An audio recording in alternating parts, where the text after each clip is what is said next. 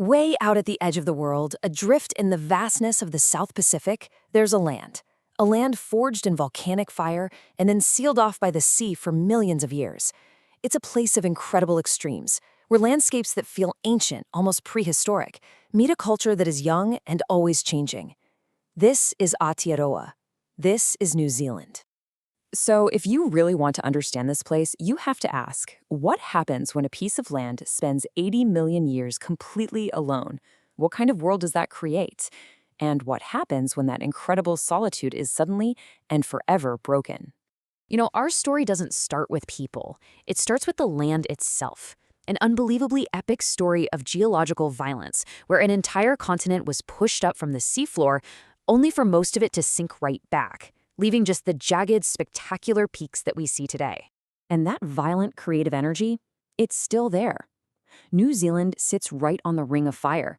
It's literally being squeezed and ground together by two massive tectonic plates. And that constant collision is what fuels the earthquakes, the volcanoes. It's the reason the landscape is so breathtakingly rugged. The mountains here, they're still growing. This geology gives the two main islands completely different personalities. You've got the North Island, Te Ika a Maui, which is all about that geothermal fury. You can feel the heat under your feet with its bubbling mud and smoldering volcanoes. But then you head south to Te Waipunamu, and it's a different world.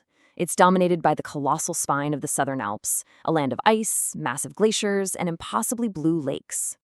And for 80 million years, this land was completely and utterly alone. After it literally ripped away from the supercontinent of Gondwana, it just drifted out into the Pacific. It became a kind of biological time capsule, like a sealed laboratory where evolution just went wild. With almost no land mammals to worry about, the birds became the kings. So many of them, like the famous kiwi, just gave up flying altogether. I mean, why bother? You had the giant moa, some of them 12 feet tall, just roaming the forests. And hunting them from above was the Haast's eagle, the largest eagle the world has ever known. It was a land of birds and ancient reptiles, like the tuatara, a genuine living fossil, a direct link to the time of the dinosaurs. For all those millions of years, not a single human had ever set foot here. Can you imagine? And then, just within the last 1,000 years or so, one of the greatest voyages in human history changed everything. The very last major, habitable piece of land on Earth was about to be discovered. Using only the stars, the feeling of the ocean swells, and knowledge passed down through generations, master Polynesian navigators crossed thousands of miles of open ocean. They came in these huge canoes called waka. Now, this wasn't an accident. It was a planned, deliberate migration. And here, in this new land, they created a new and completely unique culture, the Marioi. And they gave their new home a name that so perfectly captures what you might see from a canoe after a long, hard journey across the sea. Aotearoa, the land of the long white cloud. For centuries, the world the Māori built was the only world here. But that was all about to change.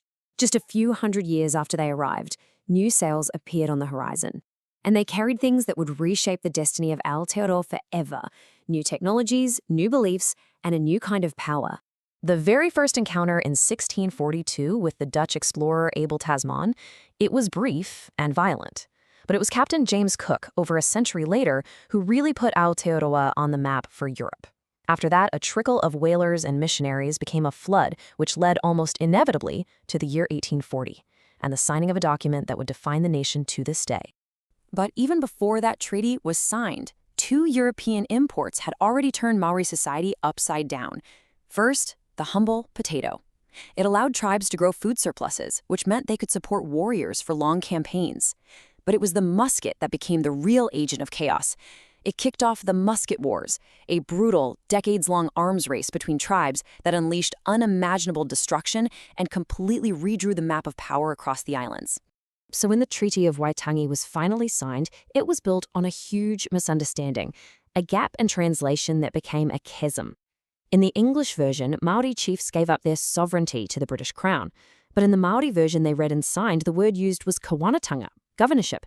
They believed they were allowing a governor to rule, while they kept their tino rangatiratanga, their absolute authority, their chieftainship. It wasn't just a mistranslation. It was two different worlds making two very different promises, creating a fault line of conflict that would echo for generations. So, out of all this complexity and conflict, a brand new identity started to form. It was born from a unique sense of place.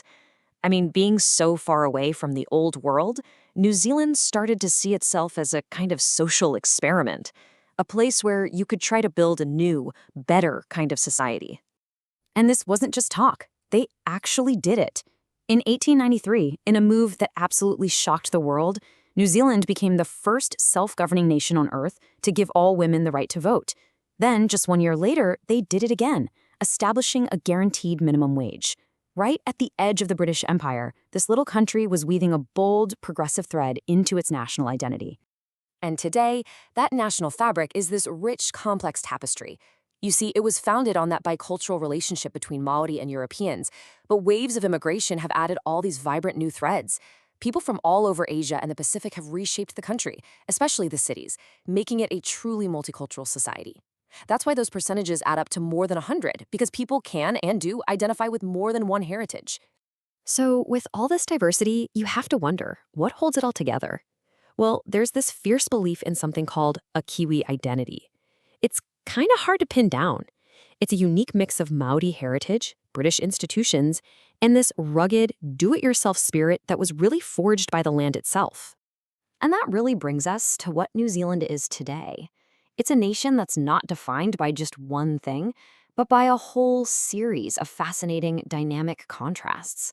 It's a country that's constantly balancing its past with its future, its deep traditions with its bold ambitions. You see these contrasts everywhere. The national self-image is all about the rugged farmer, right?